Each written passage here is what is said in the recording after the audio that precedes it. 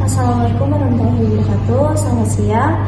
Saya Nisa Sadakafi dari kelas 5A, kloter 2 pangan. Di sini saya akan meresponsikan materi tentang penetapan kadar alkohol dalam makanan, fermentasi, dan minuman beralkohol secara kromatografi gas. Pada penetapan kadar alkohol dalam pangan secara kromatografi gas digunakan alat destilasi, yang dimana prinsip alat destilasi itu memisahkan titik didih dengan cara merendam bahan yang akan disuling di dalam larutan, lalu direbus. Uap air yang akan keluar dialirkan melalui kondensor atau alat pendingin dan menjadi tetesan atau terkondensasi. Lalu untuk prinsip kromatografi gas sendiri itu yaitu pemisahan fisik senyawa organik pada suhu tertentu, yang mana senyawa tersebut akan dibawa oleh suatu gas pembawa menuju kolom partisi, di mana setiap senyawa ini memiliki kecepatan yang berbeda-beda dalam melewati kolom sesuai dengan nilai kepolarannya. Untuk prosedur satunya itu dari metode analisis PPOM tahun 2010, di mana prosedur aslinya larutan stok baku internal dipipet 1 ml N-propanol ke dalam labu tentuker 100 ml, diencerkan dengan aqueous sampai tanda batas. Lalu prosedur asli larutan stok baku dipipet 1 ml etanol absolut dan 1 ml metanol masing-masing dalam labu tentuker 100 ml, diencerkan dengan aqueous sampai tanda. Lalu untuk prosedur asli larutan baku kerja dibuat baku seri minimal 3 macam konsentrasi untuk kurva kalibrasi baku masing-masing dalam labu tentuker 10 ml dengan pemipetan larutan A, B, C sebagai berikut: 2 ml larutan A, 0,5 ml larutan B, dan 0,5 ml larutan C, 2,5 ml larutan A, 1 ml larutan B, dan 1 ml larutan C. Yang ketiga, 2 ml larutan A, 2 ml larutan B, dan 2 ml larutan C. Yang keempat, 2 ml larutan A, 3 ml larutan B, dan 3 ml larutan C. Atau disesuaikan dengan konsentrasi etanol dan metanol dalam larutan uji. Kemudian masing-masing diencerkan dengan aqueous sampai tanda. Larutan D1, D2, dan 3, dan D4. Catatan, dapat juga dibuat satu larutan baku untuk perhitungan kadar secara on point method dengan konsentrasi disesuaikan dengan konsentrasi larutan uji.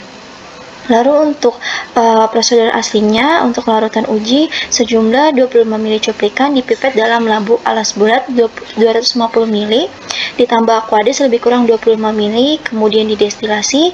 Destilat ditampung dalam labu ukur 25 ml, tersambung rapat dengan alonga yang berisi 2 ml aqueous.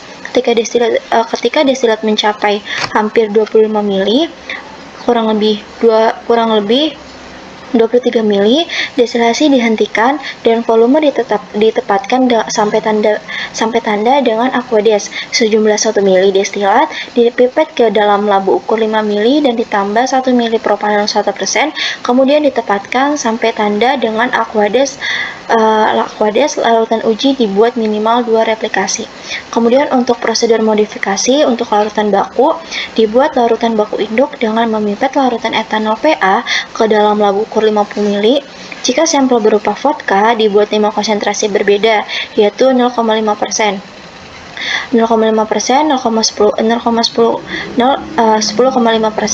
20,5%, 30,5%, dan 40,5% dengan volume labu akhir yaitu 5 ml. Namun jika sampel berupa minuman keras atau olahan makanan asli hasil fermentasi, maka konsentrasi dibuat yaitu 0,5%, 6,5%, 12,5%, 18,5%, dan 24,5% dengan volume labu akhir yaitu 5 ml. Dipindahkan semua larutan baku seri ke dalam masing-masing botol vial.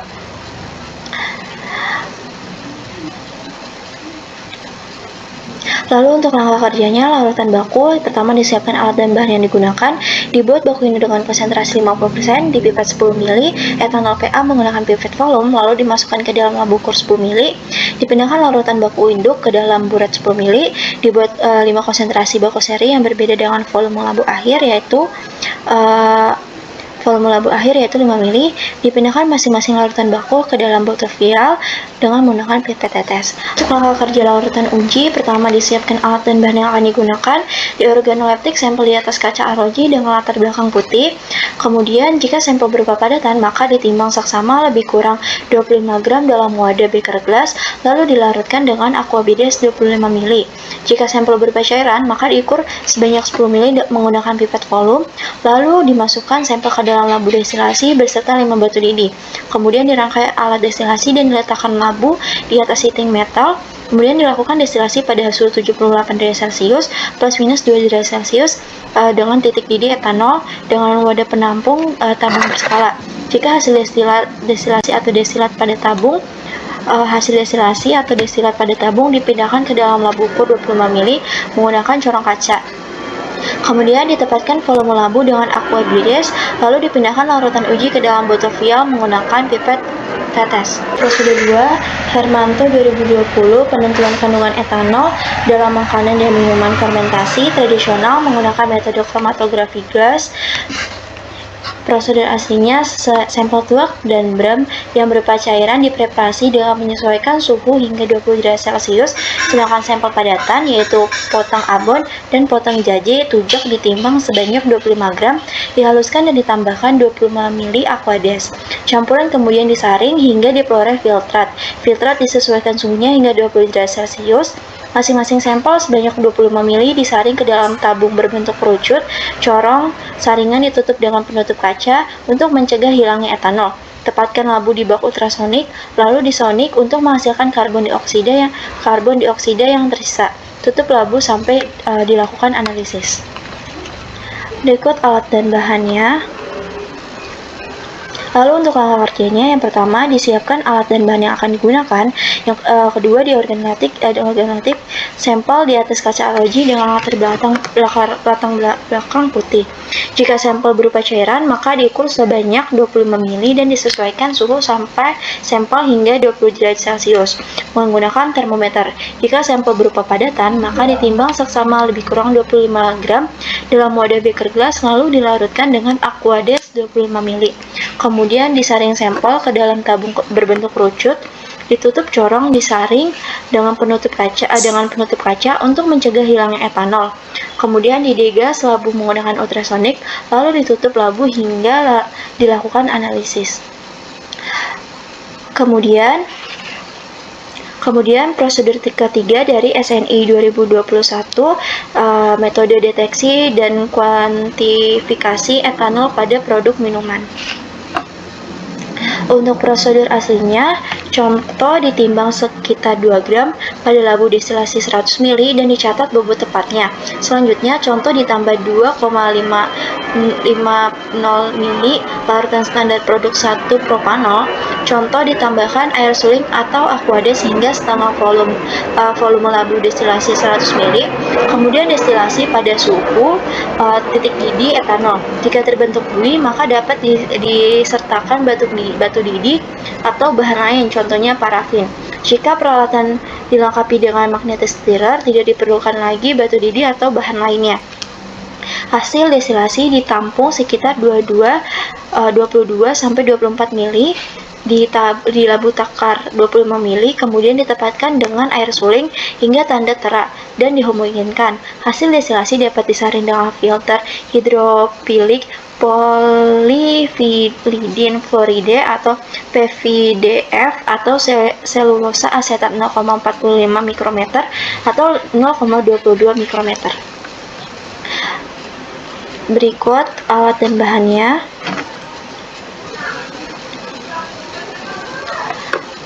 Lalu untuk langkah kerjanya, yang pertama disiapkan alat dan bahan yang akan digunakan. Dilakukan organoleptik sampel dengan wadah kaca arloji berlatar putih, ditimbang 2 gram sampel dengan wadah beker gelas 100 mili, lalu hasil penimbangan dipindahkan ke dalam labu destilasi 100 mili, ditambahkan 2,5 mili larutan 1 propanol ke dalam labu destilasi, kemudian ditambahkan aquades hingga setengah volume labu destilasi kurang lebih 50 mili, lalu ditambahkan 5 butir batu didih ke dalam labu destilasi. Dilakukan destilasi pada suhu 78 derajat Celcius, kurang lebih 2 plus minus 2 derajat Celcius, titik didih etanol, ditampung hasil destilasi sebanyak 22 sampai 24 mili dalam labu ukur 25 mili. Ditempatkan labu dengan aquades hingga tanda batas lalu dihomogenkan, disaring destilasi menggunakan PVDF atau selulosa asetat 0,45 atau 0,22 mikrometer. Kemudian ditampung hasil penyaringan di dalam labu tabung reaksi, lalu filtrat dimasukkan ke dalam botol vial hingga penuh. Lalu yang keempat, ada prosedur dari Farmakopeia Indonesia edisi 4, yaitu cara untuk cairan yang diperkirakan mengandung etanol 30% atau kurang, pipet tidak kurang dari 25 mili cairan uji ke dalam alat destilasi yang sesuai. Catat suhu pada pemipetan, tambahkan volume air yang sama, destilasi hingga diperoleh destilat lebih kurang 2 mili lebih kecil dari volume cairan yang dipipet. Atur suhu destilat hingga sama dengan suhu pada waktu pemipetan. Tambahkan air secukupnya hingga volume sama dengan volume cairan uji. Destilat jernih atau keruh, lemah, dan hanya mengandung lebih dari sesepora sisa zat mudah menguap lainnya. Tetapkan bobot jenis cairan pada suhu 25 seperti yang tertera pada penetapan bobot jenis. Hitung persentase dalam volume, cari CHOH dalam cairan menggunakan tabel bobot jenis dan kadar etanol. Lalu cara untuk cairan yang diperkirakan mengandung lebih dari 30% lakukan menurut cara di atas, kecuali gunakan cairan uji yang diencerkan dengan air lebih kurang 2 kali volume cairan uji. Kumpulkan destilat hingga lebih kurang 2 mili lebih kecil dari 2 kali volume cairan uji yang dipipet. Atur suhu yang sama. Cairan uji, tambahkan air secukupnya hingga volume 2 kali volume cairan uji yang dipipet. Campur, dan tetapkan bobot jenisnya. Kadar CHOH dalam volume destilat sama dengan setengah kadar etanol dalam cairan uji.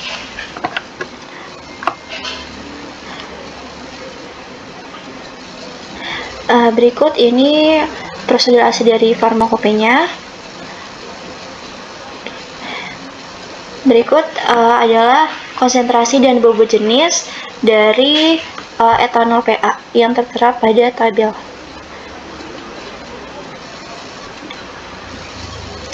Lalu ini juga ada prosedur dari AOAC tahun 1975 edisi 12. Lalu untuk prosedur modifikasi larutan uji, sampel ditimbang 25 gram dan dilarutkan dengan aquabides 25 mili apabila sampel berupa padatan atau diukur dengan pipet volume 10 mili apabila sampel berupa cairan. Masukkan ke dalam labu destilasi berserta 5 butir batu didih, rangkai alat destilasi, dan didestilasi sampel pada suhu 78 derajat Celcius plus minus 2 derajat Celcius.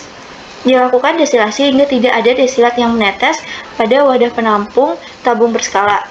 Destilat pada tabung dipindahkan ke dalam labu ukur 25 mili lalu ditempatkan dengan aquabides, dimasukkan ke dalam botol vial menggunakan pipet tetes.